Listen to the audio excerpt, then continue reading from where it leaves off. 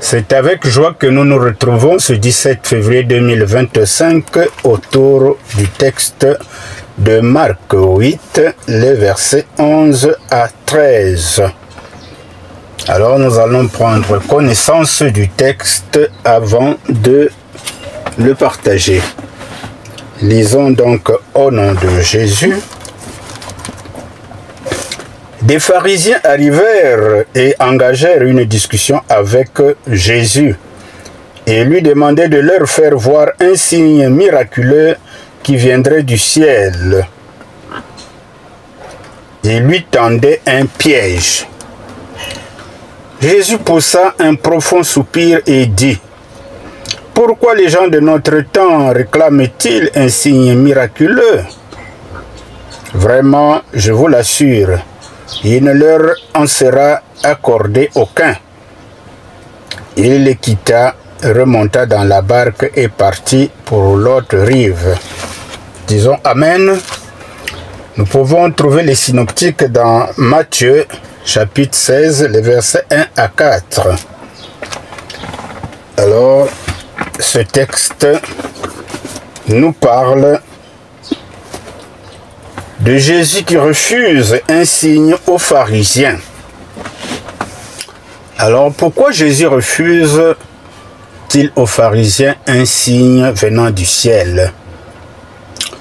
Simplement parce que, malgré les multiples signes que Jésus a opérés au milieu du peuple, où les pharisiens étaient même présents, ils n'y croient pas encore qu'il est le Fils de Dieu, le Messie promis à Israël. Il y a eu des guérisons miraculeuses, des délivrances et d'autres signes, mais jusque-là, les pharisiens n'y croient pas. Disons simplement que les chefs religieux de l'époque n'y croyaient pas. Eh bien, les pharisiens ne sont pas satisfaits de leur première tentative infructueuse consistant à piéger Jésus, afin de le prendre à ses propres paroles.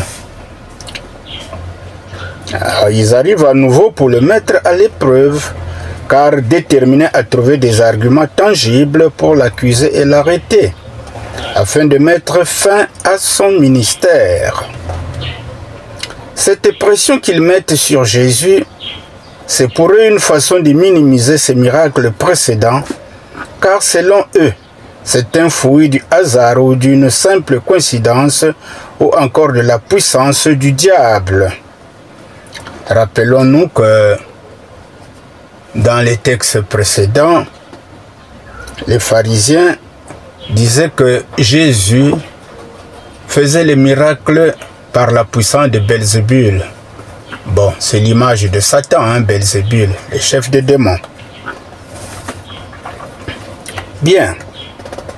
Ici donc, les pharisiens demandent à Jésus un signe venant du ciel, c'est-à-dire quelque chose que Dieu seul était capable de faire. Leur requête n'est pas sincère, car ils ne cherchent pas à prouver, car ils cherchaient bien à prouver que Jésus n'est pas le Messie et ne veulent pas accepter qu'il soit l'envoyé de Dieu attendu. Jésus refuse leur requête, car il sait que même ce genre de miracle ne les convaincrait pas. Ils ont déjà décidé de ne pas croire. Eh bien, devant l'incrédulité et l'hypocrisie des pharisiens, Jésus ne peut rien faire.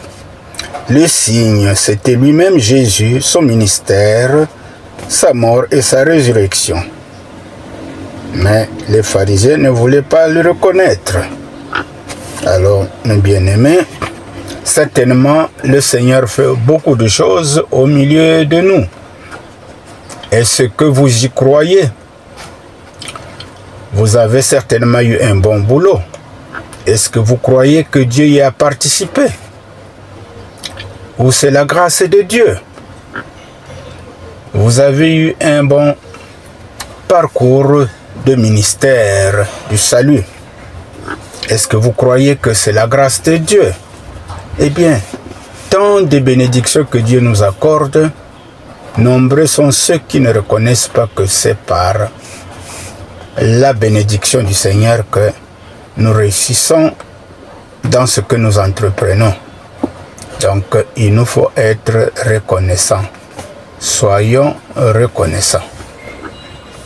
Alors, de ce petit texte, quel enseignement pouvons-nous en tirer?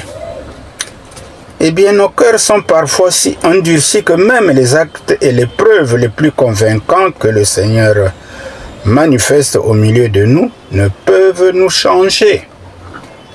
Malgré cela, Jésus est toujours patient et attend que nous fassions le premier pas dans le chemin de la repentance et de la conversion. Voilà, mes bien-aimés, ce que nous avons pu concocter de ce texte. À chacun de nous d'approfondir la réflexion.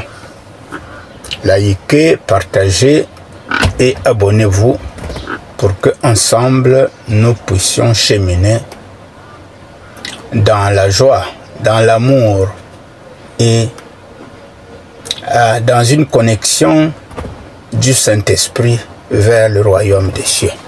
Que Dieu vous bénisse.